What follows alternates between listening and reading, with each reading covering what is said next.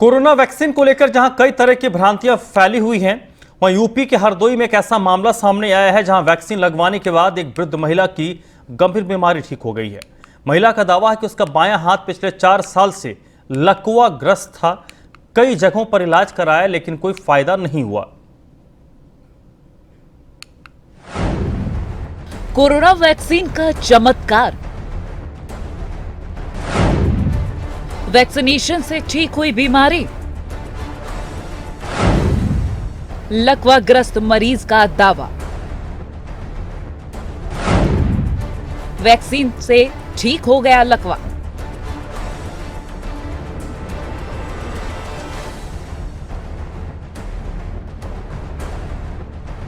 UP में तो गजब हो गया। हरदोई में एक वृद्ध महिला ने दावा किया है कि वैक्सीन लगने के बाद उनका पैरालिसिस ठीक हो गया। कस्बा पाली के मोहल्ला बाजार में रहने वाली वृद्ध महिला मुन्नी देवी ने कोरोना वैक्सीन की पहली डोज ली तो उनके हाथ में हरकत शुरू हुई। दावा है कि टीके की दूसरी डोज लगने के बाद मुन्नी देवी का हाथ पूरी तरह से ठीक हो गया। हाँ, पहले थोड़ो हाथ उठो दवा कराई, अभी थोड़ा और उठो हाथ, और जब दूसरी से लगवाई तब पूरा हाथ उठो। वहीं मुन्नी देवी के पुत्रों का कहना है कि उन्होंने मां के लकवाग्रस्त हाथ का दूर दूर इलाज कराया था, लेकिन कोई भी लाभ नहीं मिला, जिसके बाद वो थक हार कर घर बैठ गए। लेकिन वैक्सीन के बाद जिस तरह से उनकी मां का हाथ बिल्कुल ठीक हुआ है, ये किसी चमत्कार से कम नहीं है। को पहले बहुत इलाज कराते रहे, ना ठीक, वो पहली डोज लगवाए तो इनको कुछ हाथ उठो, दूसरी डोज में मालूम पड़ो पूरा हाथ उनको उठ गो, तो 4 टन हो गए, ठीक हो गए, चलन फिरन लगी खूब।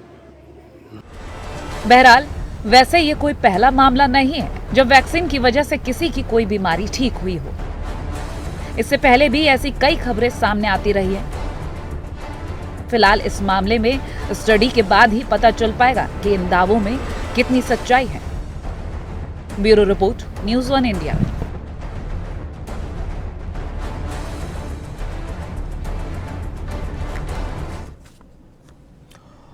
तो ये एक चौंकाने वाला तथ्य सामने आया है। महिला का ये दावा है कि उन्होंने कोविड का जब दूसरा वैक्सीन लिया तो उनकी कुछ अंगों में हरकत देखने को मिली, वो पैरालिसिस से ग्रसित थी। कुछ लोग इसको चमत्कार बता रहे हैं, तो जितनी मुंह उतनी बातें हो रही हैं। विशेषज्ञ इस पर क्या सोचते हैं, क्या कहते हैं, ये आज हम जानने की कोशिश करेंगे। इस वक्त मेरे साथ डॉक्टर एम वली जुड़ रहे हैं, सीनियर फिजिशियन हैं। डॉक्टर साहब बहुत बहुत स्वागत सर। और डॉक्टर राजू व्यास डायरेक्टर हैं फोर्टिस हॉस्पिटल के। डॉक्टर साहब आपका भी बहुत बहुत स्वागत सर, वेलकम। डॉक्टर एम वली, ये जो मामला सामने आया सर हरदोई में, इस पर पहला रिएक्शन आपका क्या है? क्या कोविड के वैक्सीन से किसी तरीके का असर किसी दूसरी बीमारी पर पड़ सकता है, वो भी पैरालिसिस जैसे बीमारी पर? सबसे पहला जो हमको डॉक्टरी में सिखाया जाता है वो ये सिखाया जाता है कि अगर कोई ऑब्जर्वेशन सामने आती है और मरीज कुछ कहता है तो मरीज की बात पर विश्वास किया जाए और उसमें फिर अपना दिमाग लगाया जाए, अपने संज्ञान में उसको लिया जाए, अपनी नॉलेज का इस्तेमाल किया जाए, और समझ में नहीं आए तो फिर उसके लिए लिटरेचर देखा जाए और इन्वेस्टिगेट किया जाए। सिमिलर मामला अभी 27 जून के अखबार में मेरे सामने है। लकवे के बाद 2.5 साल से बिस्तर में थे और पहला टीका लगते ही चलने लगे। ये मेल पेशेंट है। कुछ हमारे यहाँ ऐसी न्यूरोपैथीज होती हैं साइंटिफिक एतबार से, जिनमें ऑटो इम्यून डिस्टर्बेंस के कारण नर्वस सिस्टम जो है वो इनएक्टिवेट हो जाता है। उसको हम ऑटो इम्यून क्लासिफाई करते हैं और इनको न्यूरोपैथीज कहते हैं। न्यूरोपैथीज का मतलब यह है कि नर्व की बीमारी हो, और ऑटो इम्यून का मतलब यह है जब बॉडी अपने सेल्स के खिलाफ सेल्स प्रोड्यूस करने लगती है। बाय लार्ज कॉमन मैन के लिए ये है। तो अगर इस तरह की कोई कंडीशन है और वैक्सीन से कोई इसकी इम्यून डिफेंस मैकेनिज्म बॉडी में ट्रिगर होता है और फायदा होता है और मरीज कहता है मुझे फायदा हुआ, इस केस में तो लिखा है बाकायदा वो साइकिल चला के पहुंचे। ये हरदोई के ग्राम की घटना है और इसका है पलका के सराना पारा का मामला। पलका, and he is a male patient and he was bedridden for 2.5 years। तो हम ऐसी खबरों को ये नहीं कह सकते कि ये हिस्टीरिया के मरीज थे या ये बिल्कुल झूठ बोल रहे हैं। हमको इस पे काम करना पड़ेगा, क्योंकि ये हमको विदित है कि वैक्सीन से इम्यून जो सिस्टम है बॉडी का, वो पूरी बॉडी को झंझोड़ देता है और ट्रिगर कर देता है। अब कौन सी चीज कहाँ जाके बढ़िया काम कर गई, तो अभी तक तो हम वैक्सीन को बदनामी करते रहे, जिसको ये हो गया, उसको वो हो गया, उसको चक्कर आ गए, उसको दर्द हो गया, 2 वैक्सीन लग गए, खाली सिरिंज से लग गया। तो एक ये अच्छी खबरें आई हैं, तो इनका भी विश्लेषण वर्ड है मैंने यूज किया है, इनका विश्लेषण, विस्तृत विश्लेषण करना चाहिए कि इसमें क्या सच्चाई है। ठीक है, बिल्कुल सर, एक बार आपने संभावनाओं का द्वार खुला रखा है, जिसका जिक्र ही आपने उसी बात से किया। डॉक्टर राजू व्यास सर, डॉक्टर एम वली जो बात कह रहे हैं वो एक उत्साहजनक है और एक आशावाद, ऑप्टिमिस्टिक बातें वो कर रहे हैं। क्या हमारे यहाँ पर क्योंकि एक तो रिपोर्ट जो हमने दिखाई, एक रिपोर्ट का जिक्र उन्होंने किया जो अखबार की कटिंग उनके पास पड़ी हुई है कि कुछ इस तरीके के मामले सामने आ रहे हैं। क्या आने वाले वक्त में इस तरीके के जितने मामले सामने आ रहे हैं, इसको लेकर ICMR हो, स्वास्थ्य मंत्रालय है, उनको एक स्टडी करने की जरूरत है? सबसे पहले तो मैं आपकी बात का आंसर इस प्रकार से दूंगा कि एक बहुत ही पॉजिटिव खबर आप लोगों ने आज अपने न्यूज चैनल पर चलाई। अगर हम एक तरीके से देखें तो ये एक तरीके का पॉजिटिव न्यूज मानी जाएगी, या हम ये भी कह सकते हैं इससे लोगों के अंदर एक विश्वास वैक्सीनेशन के बारे में डेवलप होना चाहिए कि इस वैक्सीनेशन हमारी हेल्थ के लिए किसी प्रकार से नुकसानदेह नहीं है। और जो रेयर टू रेयर बीमारियां, जैसा कि आपने एग्जांपल दिया कि एक लेडी जो है जिसको न्यूरोपैथी थी, वो उनकी न्यूरोपैथी जो है ठीक हो गई और अचानक वो ठीक हो गई। हाँ, हमारे लिटरेचर में अभी इस बारे में ज्यादा नॉलेज हमारे पास नहीं है, यह एक रिसर्च का मामला भी बनता है। और अगर इस प्रकार का रियल में फायदा होता है या रिसर्च से हमें ये पता चलता है कि ऑटो इम्यून, जैसा कि डॉक्टर वली भी बता रहे थे, ऑटो इम्यून जो न्यूरोपैथीज होती हैं वो इस प्रकार के ऑटो इम्यून सिस्टम के एक्टिवेशन से अगर बीमारियों में फायदा मिलता है तो ये हमारे लिए एक फायदे का सौदा ही रहेगा, या वैक्सीनेशन का एक प्रकार से हम फायदा ही मानेंगे। हाँ, आपने सही कहा कि इसमें ICMR जब ज्यादा केस डेवलप होंगे या एक से अधिक केसेस जब हम लोगों के सामने आते हैं तो हम लोग इसके ऊपर रिसर्च करते हैं, और रिसर्च करने के बाद में हमारे को दी गई न्यूज के बारे में ये कंफर्मेशन हो पाएगा कि रियली क्या ये फायदा उनको वैक्सीनेशन द्वारा हुआ, या क्या अचानक भी हो सकता है। कई बार बहुत सारे न्यूरोपैथी के पेशेंट जो है वो ऑटोमेटिकली भी कुछ समय के बाद में ठीक होते चले जाते हैं। तो ये एक रिसर्च का मामला है और इस पे हमें जरूर लिटरेचर को खंगालना चाहिए, हमें इस बारे में आगे कार्रवाई करनी चाहिए, और दोनों केसेस को जैसे कि सर ने भी बताया,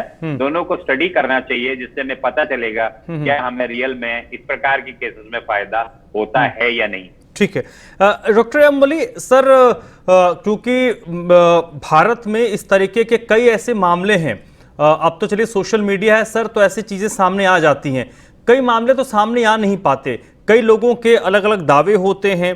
क्या व्यवस्था इस तरीके की है कि उन दावों को एक जगह पर कलेक्टिव करके हम कोई स्टडी कर रहे हैं? आपके पास कोई इंफॉर्मेशन, कोई जानकारी सर? नहीं, देखिए इस तरह के केस अभी तक तो आए नहीं थे। अगर आ रहे हैं तो हमको उनको पुट डाउन करना चाहिए, इसका संज्ञान लेना चाहिए, पॉजिटिव न्यूज लेना चाहिए, और गांव वालों की खबर से हम गांव वालों को बहुत ज्यादा प्रभावित कर सकते हैं कि देखो भैया नुकसान नहीं, देखो फायदा हुआ है। आजकल गांव में ये बहुत अफवाहें हैं कि टीके से नुकसान होगा। लोग नदियों में कूद गए थे पिछले दिनों, आपने देखा था, घरों में ताले लगा के अंदर छुप गए थे, आगे आगे चले गए थे वैक्सीनेशन टीम के। तो उन गांव वालों के लिए, उन्हीं गांव के सेगमेंट से, उन्हीं की जो जनता है गांव की, उसी के मुंह से ये कहलवाया जाना और उनको दिखाना कि देखिए इनको फायदा हुआ है, तो ये एक पॉजिटिव हम डेवलप कर सकते हैं रिलेशनशिप। और जहां तक रिसर्च का सवाल है, जब ICMR सोचेगी इस पर रिसर्च करने की तो करेगी, इसको हम डिसमिस नहीं करना चाहिए। मैं ये कह रहा हूं कि अगर कोई नई चीज सामने आती है तो we should be very transparent, we should not dismiss it कि ऐसा नहीं होता है, हमको नहीं पता। ये जो हमारा एटीट्यूड कभी कभी होता है ये बहुत खतरनाक दे होता है अपनी गलतियों को सुधार के लिए और अपनी नई सीख के लिए। तो ये हमको, we should be always learning like student. हम डॉक्टर का पेशा जो है वो सिर्फ एक वर्ल्ड में महान एक ऐसा पेशा है जिसमें हम हमेशा विद्यार्थी रहते हैं। और BC रॉय साहब ने भी, जिनका अभी 1 तारीख को हमने जन्म दिवस मनाया, उनकी याद में डॉक्टर्स डे बनाया, उनकी भी यही टीचिंग थी कि क्लिनिकल मेडिसिन में जो देखते हैं आप उसको बहुत ज्यादा इम्पोर्टेंस दीजिए। मरीज जो कहता है, जो हिस्ट्री देता है, उसको इम्पोर्टेंस दीजिए। और मरीज का जो दिखाई दे रहा है लक्षण, उसको देखिए। अपनी आंखों का इस्तेमाल कीजिए, हाथों का इस्तेमाल कीजिए, आले का इस्तेमाल कीजिए। आज 90% डॉक्टर आला लगा के मरीज को नहीं देख रहे हैं। डॉक्टर साहब, आप दोनों, डॉक्टर राजू व्यास, डॉक्टर एम वली, आप लोग प्लीज सुनिएगा सर। मुन्नी देवी जी खुद इस वक्त मेरे साथ जुड़ गई हैं। जी, हम देख रहे हैं। मुन्नी जी, आपको मेरी आवाज आ रही है? आप सुन पा रही हैं मुझे? तो आपको सुन रही है आसपास। मुन्नी देवी जी, आपको वैक्सीन लगा, आपने इंजेक्शन लिया, उसके बाद क्या हुआ आपके साथ? हमारे साथ हाँ, फिर से हाथ लाई तो फिर दवा कराओ, चले यहाँ पे तो जैसे मोदी जी को उनके साथ हम लगाओ तो उसे हाथ कुछ उठो, फिर दूसरों लगाओ, फिर पूरा हाथ उठन लगो। मतलब वैक्सीन लगने के बाद आपका पूरा हाथ उठने लगा, पहले नहीं उठ रहा था? हाँ, पहले नहीं उठो तो ये दिक्कत आपको कब से दिक्कत थी? हमारे 3 वर्ष से दिक्कत, 3 साल से? दवा कराओ तेरे, हाँ दवा कराओ तेरे ना, एक बच्चों जैसे मोदी जी को लगवाई तब से उठन लगो, सब वो चमड़ के हाथ उठन लगो, फिर दूसरों लगवा तो हमारे पूरा हाथ उठन लगो। पहले डॉक्टर बाबू ने क्या कहा था जब आप जब पहले 3 साल से दिखा रही थी, तो डॉक्टर बाबू ने कुछ बोला था आपको कि कब तक ठीक होंगी? कुछ नहीं बोला था, तो ऐसे लगाओ चले, ढंग दे पिला चले, लगवाओ चले, कुछ बोला नहीं। एक बार हाथ उठा के दिखाइए तो मुन्नी देवी जी, कितना आपका हाथ उठ रहा है, दिखा सकती हैं अभी? चलिए हाथ में, हाँ बिल्कुल, हाथ आप उठा तो पा रही हैं, पहले नहीं उठता था आपका हाथ? हाँ, पहले ना, पहले ऐसे ऐसे ऐसे ऐसे ऐसे नहीं उठे तो अब पूरा हाथ उठे। चलिए, पहले आपका हाथ नहीं उठता, 3 साल से आपको दिक्कत हो रही थी, लेकिन अब वैक्सीन लगने के बाद आपका ये देखिए दोनों, पहले किस तरफ दिक्कत थी? बाएं तरफ दिक्कत थी, अब कोई दिक्कत नहीं हो रही है?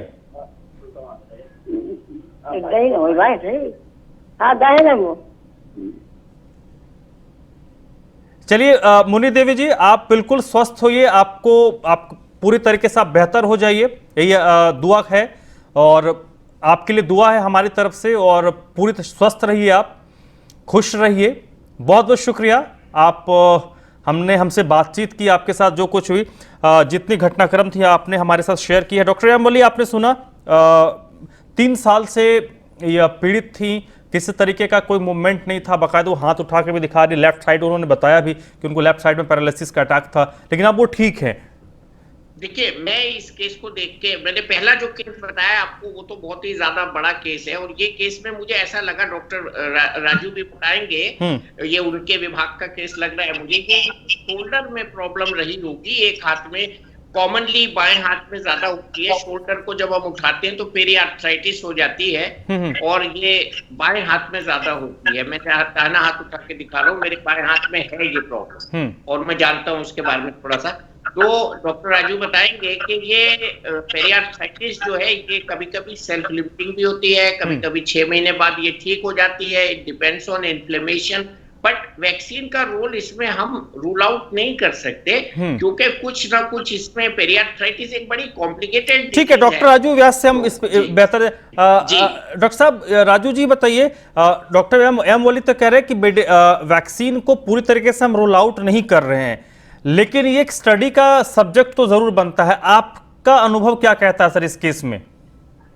मेरा अनुभव ये कहता है कि अगर, जैसा कि सर का भी कहना है कि अगर किसी प्रकार से अगर रिलेटेड है कि जॉइंट से संबंधित, जिसमें कि जो हमारी जॉइंट के इर्द गिर्द जो कवरिंग होती है, अगर उसका कोई इन्फ्लेमेशन रहता है या उसके अंदर किसी प्रकार की सूजन रहती है, तो उस सूजन के कारण से कई बार हम लोग कई सालों तक अपना जो है हाथ नहीं उठा पाते हैं। इसको हम लोग फ्रोजन शोल्डर भी कहते हैं, सो कॉल्ड। अब आर्थराइटिस, पेरी आर्थराइटिस के नाम से भी इसको जाना जाता है। लेकिन जिस प्रकार से वैक्सीनेशन के बारे में बाद में हमारे बॉडी में ऑटो इम्यून सिस्टम एक्सजरेट होता है या बढ़ता है, उसके कारण से जो इन्फ्लेमेशन पार्ट है वो हो सकता है, ये सूजन का पार्ट जो है, वो शोल्डर का जो सूजन का पार्ट या जो इन्फ्लेमेशन का पार्ट है, जो जिसके कारण के इनके हाथ की मूवमेंट जो है वो रेस्ट्रिक्टेड थी या उठा नहीं पा रही थी, उसमें जहां कहीं भी डायरेक्टली इनडायरेक्टली इनको फायदा मिला, उसके कारण से हो सकता है कि इनका हाथ अब बहुत अच्छे तरीके से एक उठने लगा है या बहुत ऊपर तक ये ले जा पा रही हैं। मेरा कहने का तात्पर्य बड़ा सिंपल है, वही है कि पहले तो हमें ये देखना पड़ेगा कि किस प्रकार की तकलीफ इनको थी, क्या ये न्यूरोलॉजिकल थी या इनके शोल्डर से रिलेटेड थी। शोल्डर और न्यूरोलॉजिकल दो अलग अलग इश्यूज होते हैं, और दोनों के केसेस के अंदर अगर बहुत ज्यादा न्यूरोलॉजिकल प्रॉब्लम होती है, तो जैसा कि मैंने पहले भी कहा कि न्यूरोलॉजिकल प्रॉब्लम में बहुत ही रेयर है कि वैक्सीनेशन के बाद किसी प्रकार का डायरेक्ट इनडायरेक्ट फायदा मरीजों को मिलता है। लेकिन हाँ, अगर किसी प्रकार की शोल्डर में स्वेलिंग या पेरिआर्थराइटिस या फ्रोजन शोल्डर टाइप की कोई सिचुएशन उनके केस में रही है, तो उसको हम मान सकते हैं कि ये जो बॉडी में इम्यून सिस्टम एक्टिवेट होता है उसके कारण से अगर सूजन में कमी आती है और पेन में थोड़ा सा कमी होती है, तो उसके कारण से इंसान के हाथ की मोबिलिटी बढ़ जाती है। और वही मुझे लगता है इनकी केस बिल्कुल सर। देखिए, आप दोनों ने एक बात को तो स्वीकार किया कि वैक्सीन को अभी रूल आउट हम नहीं करेंगे, ये एक पॉजिटिव बात है। लेकिन डॉक्टर साहब, डॉक्टर अम्बली, अभी जो पूरी केस स्टडी, उनका जो केस होगा, हर केस अलग केस होता है, तो उनके पूरी केस स्टडी के बाद ही पता चल पाएगा कि क्या चीज प्रॉब्लम थी, उसका क्या असर हुआ। लेकिन क्या आप ये एक्सपेक्ट करेंगे कि ऐसे मामले देश भर में जहां जहां से भी आ रहे हैं, उसको लेकर भी आईसीएमआर या जो स्वास्थ्य मंत्रालय है वो एक विस्तृत रिपोर्ट तैयार करे और उस पर भी एक स्टडी होनी चाहिए, ताकि पता चले कि भाई क्या हो रहा है और क्यों हो रहा है? नहीं, बिल्कुल होना चाहिए। हम इसको ऐसे रिजेक्ट नहीं कर सकते। गांव की ईमानदार हमारी बूढ़ी माता जी हैं, अगर वो कुछ कह रही हैं तो उनकी बात का संज्ञान। लेकिन इसमें एक बहुत बड़ा पहलू ये है कि आपने शुरू में बताया था इन्होंने कई जगह अपना इलाज कराया इससे पहले, वो रिकॉर्ड्स हमारी बहुत मदद कर सकते हैं। इसके एक्सरे होंगे, कुछ एमआरआई होंगे। इन्होंने बच्चे इनके मुझे लग रहे हैं बहुत अच्छे, अपनी माँ से प्यार करते हैं, पीछे बैठे हुए बराबर में देख, तो जरूर इनके पास रिकॉर्ड्स होंगे अपने इलाज के, और उसको देखने के बाद बहुत सी चीजें खुद ब खुद सामने आ जाएंगी। और माताजी हैं, इनको फायदा हुआ है, बहुत अच्छा आपने इनको कवरेज दिया है, तो उससे हम सबको सीखना चाहिए। एक्चुअली हमने जो शुरू में बात बताई थी डॉक्टर साहब के और हमारे टीचर्स जिस पीढ़ी के थे, उन्होंने हमको हमेशा यही बात बताई है कि अपने अज्ञान को स्वीकार करिए और नए ज्ञान को ग्रहण कीजिए। तो ये बहुत अच्छी चीज होगी अगर हम इस केस से, और जो मैंने केस बताया हरदोई वाला, उससे कुछ सीख सकेंगे। और we can't rubbish this things if somebody is saying. बिल्कुल, कोई अगर कुछ कह रहा है तो बहुत आसान होता है कि उसको आप सिरे से खारिज कर दें, और विज्ञान ये कहता है कि कभी भी किसी चीज को सिरे से खारिज मत कीजिए। हम बिल्कुल नहीं कहेंगे। बिल्कुल, उसके अंदर धंसिए, घुसिए, पढ़िए, समझिए और कोशिश कीजिए कि उससे कुछ नई चीजें निकलकर सामने आए। बहुत बहुत शुक्रिया डॉक्टर अम्बली, इस चर्चा में सर आप मेरे साथ जुड़े। डॉक्टर राजू व्यास सर, आपका भी बहुत बहुत शुक्रिया, थैंक यू, आप जुड़े और आपने इस मुद्दे पर अपनी राय रखी है। तो फिलहाल हरदोई की ये बुजुर्ग महिला जो 3 साल से पैरालिसिस से ग्रसित थी, कोविड का दूसरा वैक्सीन इनको लगा और इनके मुताबिक इनके जो लेफ्ट साइड में जो इनको पैरालिसिस का अटैक था, इनका हाथ मूवमेंट नहीं होता था, वो ये हाथ पूरी तरीके से घुमा पा रही है, मूवमेंट इनके हाथों में हो रहा है।